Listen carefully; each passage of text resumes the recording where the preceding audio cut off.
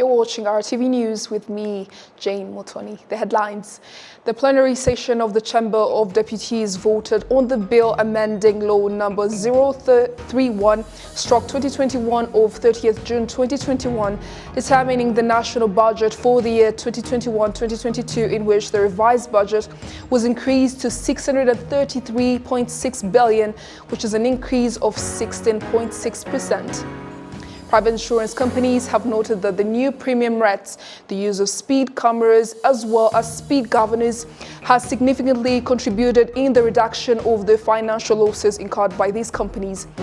Everyone, welcome to the news in details now. France's Court of Cassation has once and for all put an end to any baseless speculations about the downing of former President Juvenal Habyarimana's plan in 1994 by rejecting an appeal on the case. Now, earlier this evening, we were able to speak to Yolande Makolo, who is the spokesperson of the government of Rwanda, and ask her about this latest development and its significance. So let me begin by asking you this for the record. How has the government of Rwanda received the decision of the court? Today's decision is a vindication of the Rwandan officials who were wrongly accused by former Judge Bruguiere. It has been more than 2 decades of harassment of these officials and, by extension, the government of Rwanda. However, there's nothing to celebrate. This case was a cover-up, always been a cover-up. Its goal was to distract from the role of French officials at the time who supported the government that planned and committed the genocide against the Tutsi in Rwanda in 1994. And this fact has been meticulously recorded over the years, including by the Muse report and the Duclair report that were released last year. From a legal standpoint, there is no reason whatsoever for this case to have dragged on for as long as it did. How does this ruling reinforce that fact? The French justice system has its own particular processes. However, what is important to note is that this case should never have seen the light of day in the first place. It was never about justice, but about politics. It was an attempt by some French politicians at the time to delegitimize the RPF, which stopped the genocide against the Tutsi, and to sabotage the post-genocide government of Rwanda. Now, 24 years later, this elaborate cover-up is over. And finally, how do you see this ruling helping to refute any future attempts by those who try to distort the truth about the 1994 genocide that was perpetrated against the Tutsi here in Rwanda? It's important. This case perpetrated a lie, and it has fueled genocide denial. However, all the falsifications and the manipulations put together by Judge Bruguiere have been exposed and debunked over the years, and finally defeated by today's decision. So this case is now out of the way, but it has been a massive waste of time, resources, and energy. Despite this attempted sabotage, the government of Rwanda has remained committed to protecting, uniting, and serving all Rwandans and rebuilding our country. Mrs. Yolande Makolo, spokesperson of the government of Rwanda, thank you for taking the time to speak to Rwanda Television. The plenary session of the Chamber of Deputies voted on the bill amending law number 031/2021 of 30th June 2021, determining the national budget of the year 2021-2022, in which the revised budget was increased to 633.6 billion, which is an increase of 16.6%. Martina Abeda reports.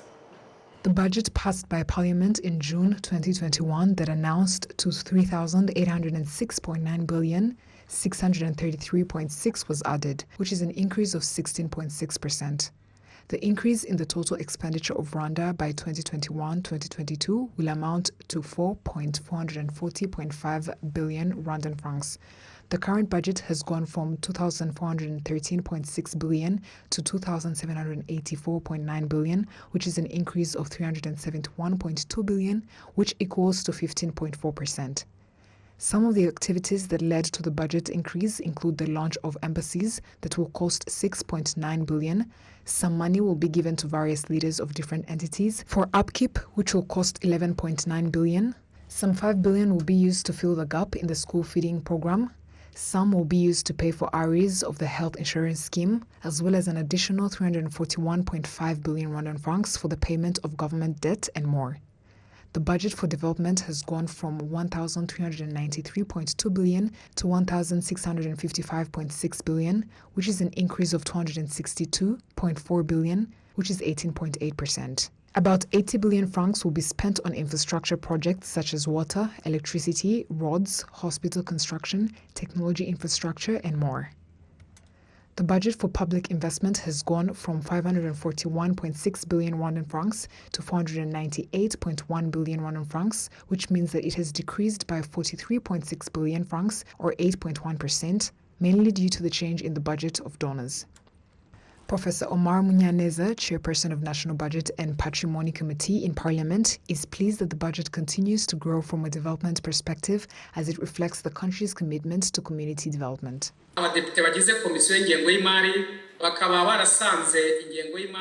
MPs who are members of the Budget Commission so appreciated the increase in the budget for development.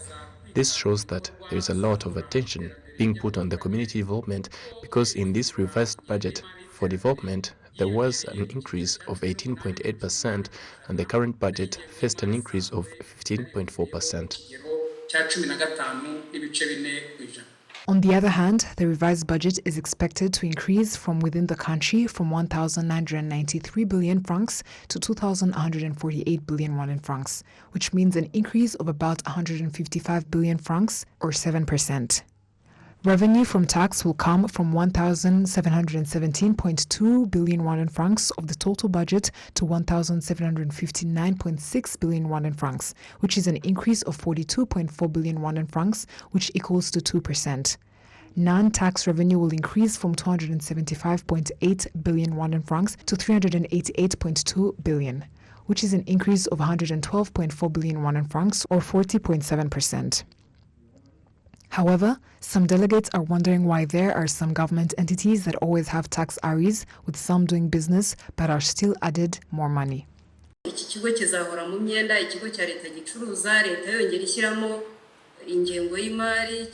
A clear example of such companies is WASAC. This company will always have arrears and the government will continue to pour money in it regardless. Yet it doesn't even pay taxes to Rwanda Revenue Authority. I want to ask the Commission if they didn't talk to relevant authorities. It is high time to know if WASAC will continue operating in such ways or if it needs to be replaced by another agency, because it works ineffectively, yet the government has continued to give it a budget.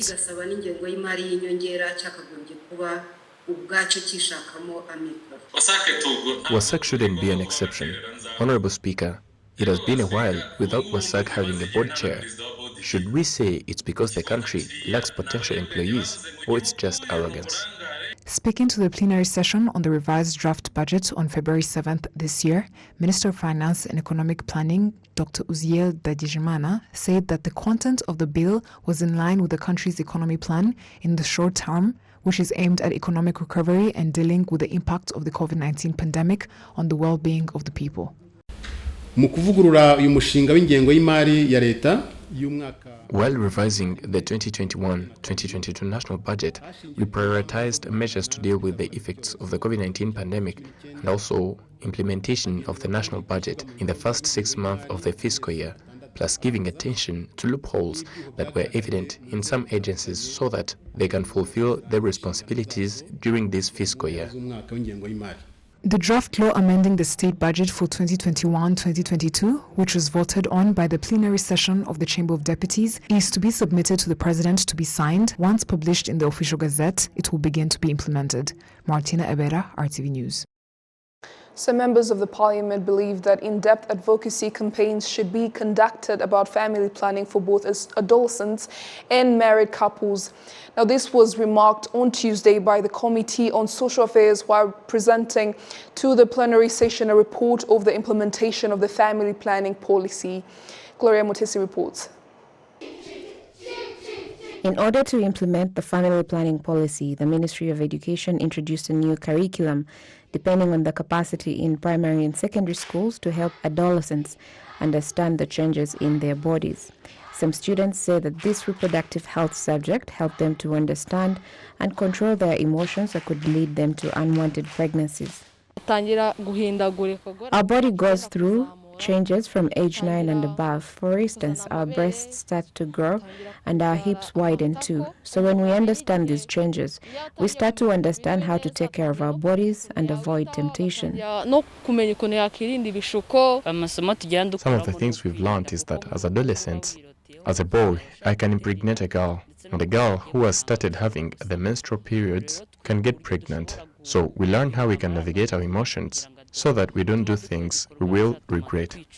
The family planning policy introduced in 2012 is coordinated by the Ministry of Health, the Ministry of Gender and Family Promotion, as well as the Ministry of Education.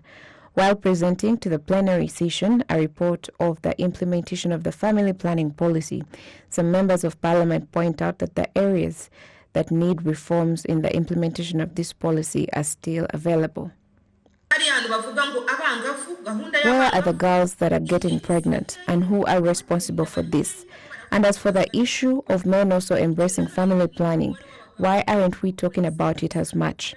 As you can see the figures, I don't know if we will have to resort to vasectomies. There's little to no communication between the people and the health workers. It requires that these health workers are patient and they work with the people, given these family planning services. Currently, family planning services are available at all hospitals and health centers across the country, as well as health counselors in each cell available to help those in need of the family planning services. Figures provided by the Ministry of Health show that in 2000, the number of women using family planning services was at 4%. The figure has since risen to 58% in 2019 to 2020, and the goal is for that to increase to 60% by 2024. To date, more than 3,500 men have done vasectomies as a means of family planning. Gloria Mutisi reporting for RTV News. Thank you, Gloria, for that report. Now, those who pay tax on rent collected, movable property and patents are thankful to the government for the extending the tax period because it has prevented them from incurring penalties. Now, the Rwanda Revenue Authority says that the extension of the tax period has led to the number of advertisers increasing to between 50% and 60%. According to the National Police Traffic Department, between 2019 and 2021, the number of people who were killed in road accidents reduced from 739 to 548. People in the transport sector are grateful to the government for introducing new systems that have helped to significantly reduce the number of casualties caused by road accidents. We evaluate this by the reduction in numbers of motorcyclists admitted in the hospital and those who used to come here to claim for the compensation after accidents. Comparing to how it was before, it has reduced. This gives us hope that road accidents to motorcyclists will decrease significantly.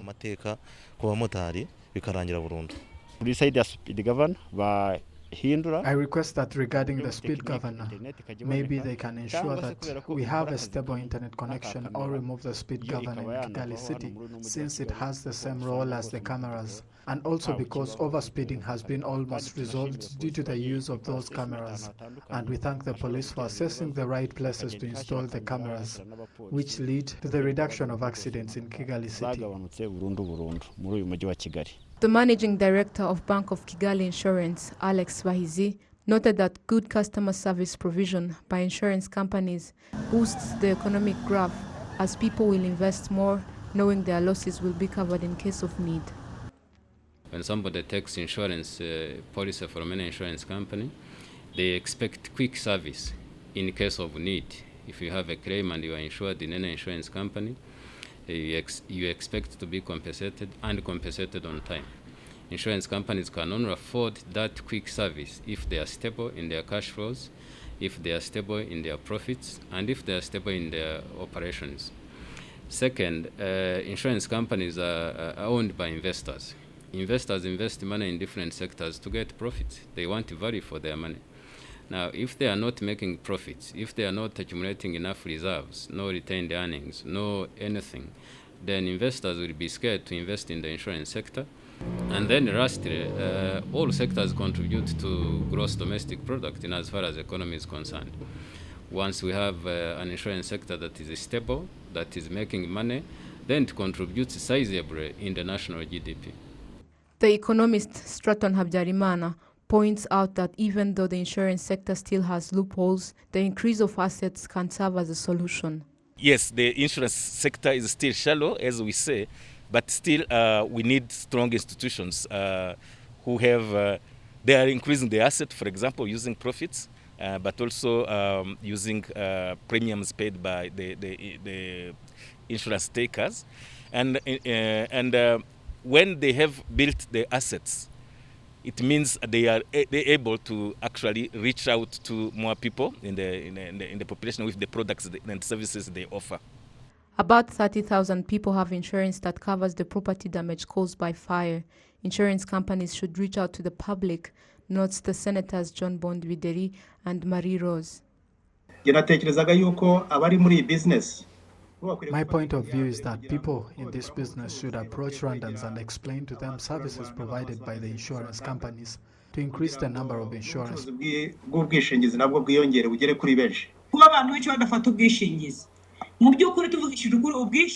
reason why people don't buy insurances is because the premium is expensive.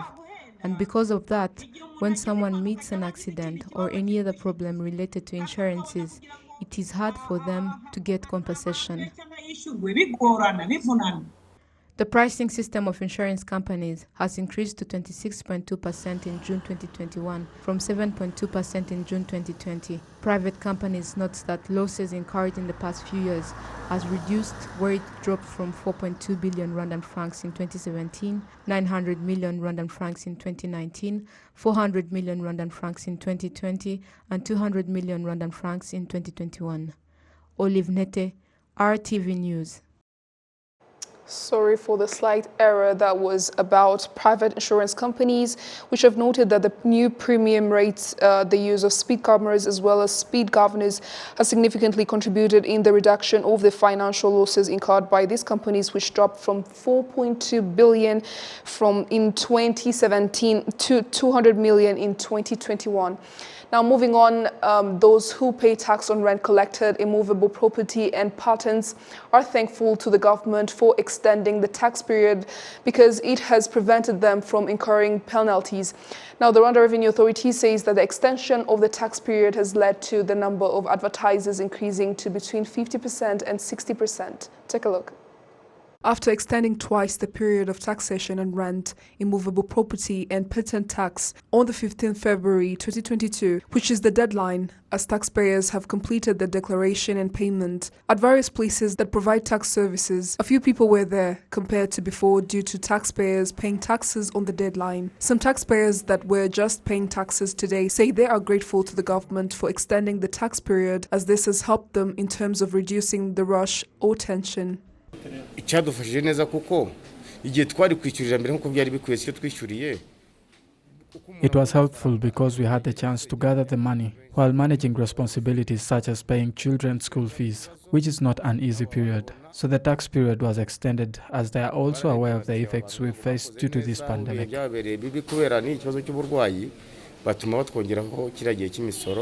Taxpayers on immovable property altogether are 1 million, while those on patent tax are 400,000, and those on rent tax are 40,000. Ernest Karasira, the Deputy Commissioner for Regions and Decentralized Taxes, says taxpayers on rent taxes and immovable property increased by 18% in just 15 days from the beginning of February.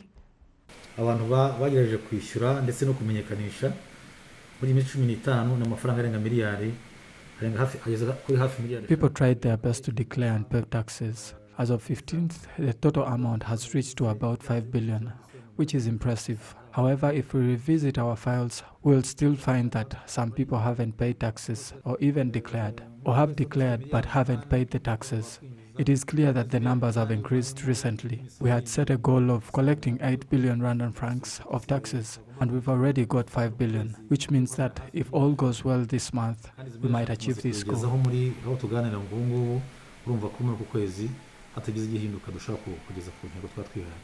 The Rwanda Revenue Authority has announced that there will be no more extending the tax period as the deadline is on February 15, 2022, and that those that will exceed this debt will be fined in accordance to the law.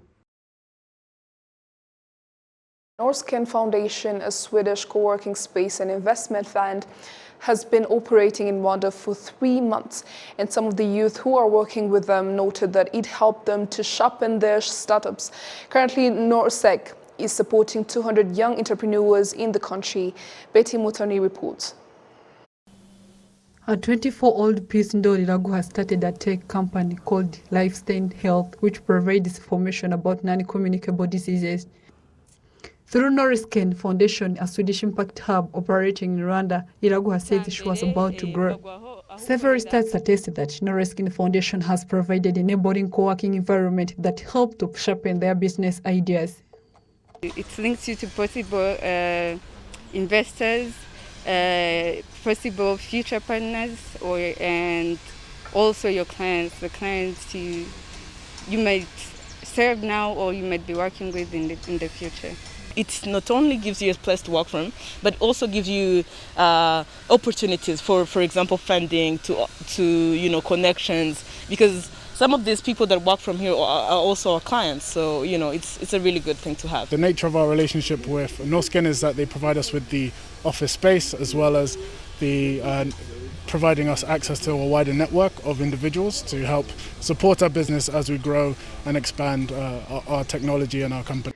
Norsken is a Swedish company which has been operating for 2 years in Rwanda. It helps youth with technology-related projects to find solutions to problems in Rwandan society.